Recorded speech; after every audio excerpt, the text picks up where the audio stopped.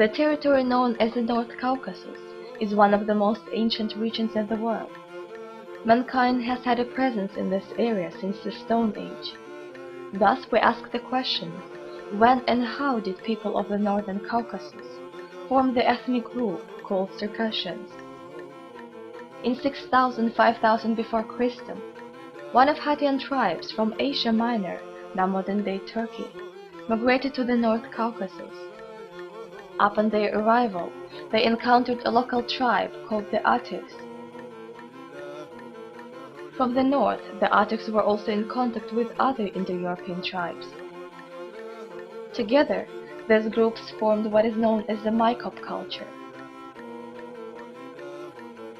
The Mykop culture originated in 4000–3000 before Christ. It was then followed by the Dolman culture, which flourished in 3000–2000 before Christ. As a result of mixing these two cultures with the catacomb culture, the North Caucasian culture came into existence.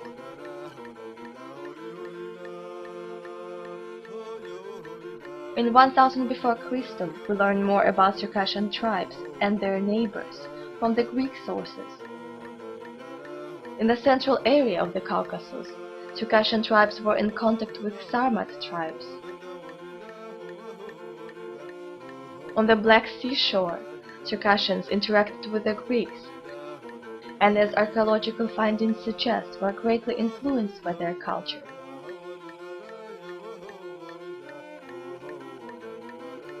The economical growth of Circassian tribes then brought about the creation of the two states, Sindica and Zychia.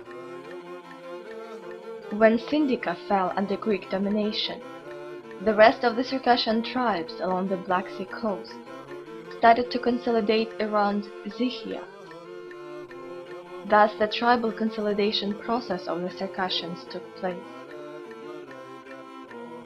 Starting from the 1st century AD, devastating invasions of Guns and later Bulgars, Khazars, Pechenegs, Kipchaks, and Mongols greatly harmed the speed of development of Circassian society. On the other hand, these invasions forced the Circassian people to create a highly militarized culture, the culture of warriors, to stand up against nomads that threatened to swallow their people, their lands, and existence. By the 13th century, the consolidation of Circassians was complete. The western coastal state of Zychia merged with the central Cossack state to create a union of one Circassian nation. Also in the 13th century in Egypt, the Mamluk army, which consisted mainly of enslaved Circassian men, overthrew the ruling family and established the Mamluk dynasty. It continued to rule the country for 2 more centuries until 1517. Although Egypt fell under Turkish rule at this time, the Mamluks still managed to maintain their significant roles in the Ottoman Empire until 1811.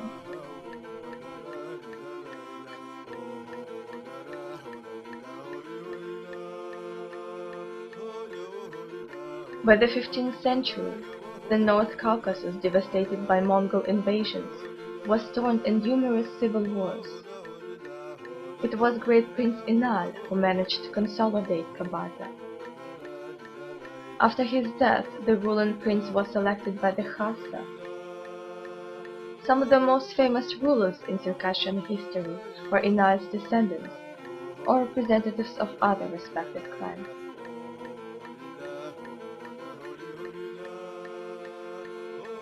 As a symbol of political alliance, in 1557, the great-granddaughter of Prince Inal, Vashani Temruk, whose Christian name became Maria, married the Russian Tsar Ivan the Terrible. This marriage, though tragic and short-lived, brought many influential Circassians into the Russian royal court.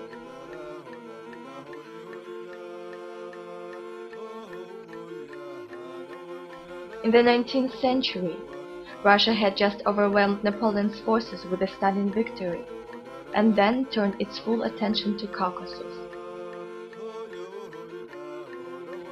In 1818, the Russian general Yermolov first conceived the plan of the conquest. It suggested planting Cossack settlements in the northern Caucasus by pushing local tribes farther inside the regions from the east.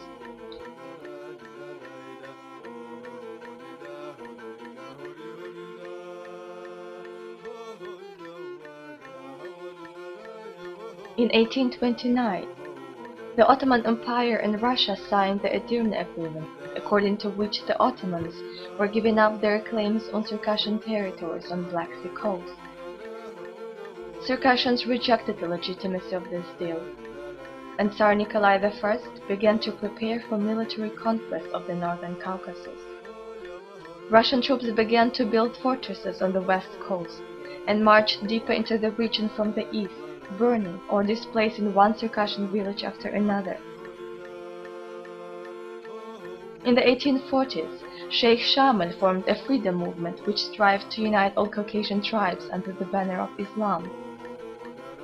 Although several Circassian tribes eventually joined him, most others fought on their own. However, without strategic unity, their efforts were doomed to failure. By 1860s, the exodus already began.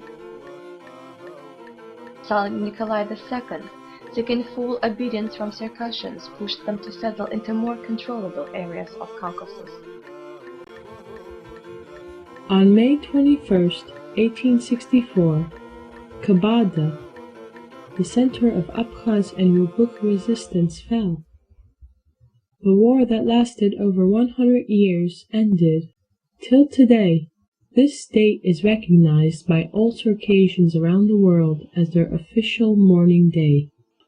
More than 500,000 Circassians fled to the Ottoman Empire. Some of them left voluntarily, fearing forced conversions to Christianity, while others were driven out of their villages by the Russian military. The shores were filling with more and more refugees, while even more were expected to come. Epidemics and famine had already spread across the cramped refugee camps. Thousands of dead bodies covered the shore.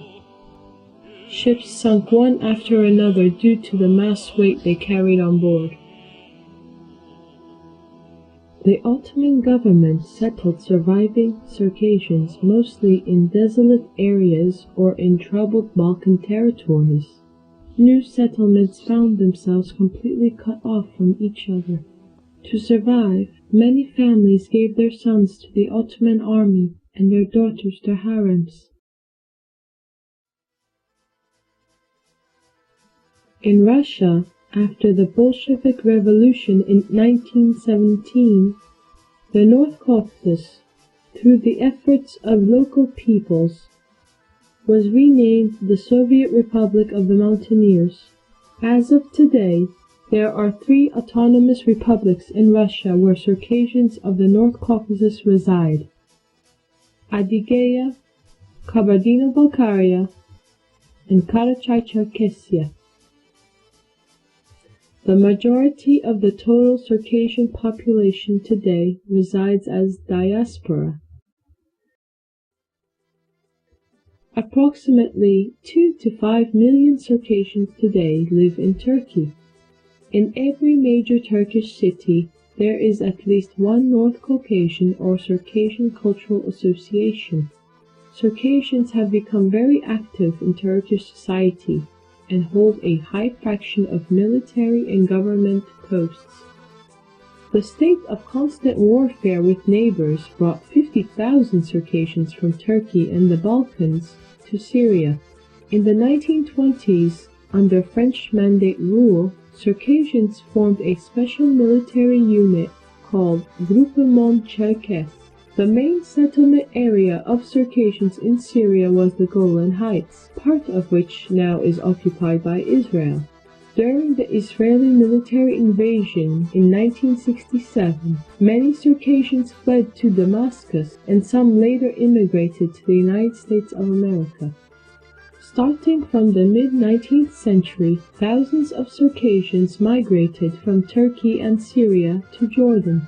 Upon arrival, Circassians settled in a small town named Amman, which is now the modern capital of Jordan. A singular circumstance of Jordanian Circassians is the special trust of the royal family, whom Circassians have supported infallibly since its rise to power in the 20th century. And in 1998, Prince Ali ibn Hussein, along with 12 Circassian men, undertook a horseback expedition, crossing from the Middle East to the Northern Caucasus to raise awareness of the past and current history of the Circassians to the world. In Israel, there are two small Circassian settlements, Rehaniya and Kfar, whose population is 5,000 people. Although they are practicing Muslims, Israeli Circassians enjoy mutual respect from the Israeli government. In the USA, there are over 5,000 Circassians today, consisting primarily of immigrants from Syria and Jordan. Since the fall of Saddam, it has become known that there is a significant minority of Circassians in Iraq, about 20,000 people, who nevertheless have assimilated into the local culture there. The oldest Circassian community in the world resides in Libya. They have been in Libya since the time of Circassian Mamluk rule and are mainly situated in the city of Misrata. Although they no longer speak their native language, they still identify themselves as Circassians, and their numbers consist of more than 15,000 people. The Circassian community of Europe consists mainly of Turkish Circassians that immigrated to Germany in the 1970s. From Germany, some of them moved further to Belgium, Holland, and France. Assimilation is the biggest problem that Circassians are facing today. To fight this problem, Circassians have appealed to attain the status of a nation that have underwent mass genocide. After the fall of communist rule in Russia, many Circassians from the diaspora now seize the chance to visit their native land in droves. Many of those who have gone express their desire to connect with the Caucasus permanently.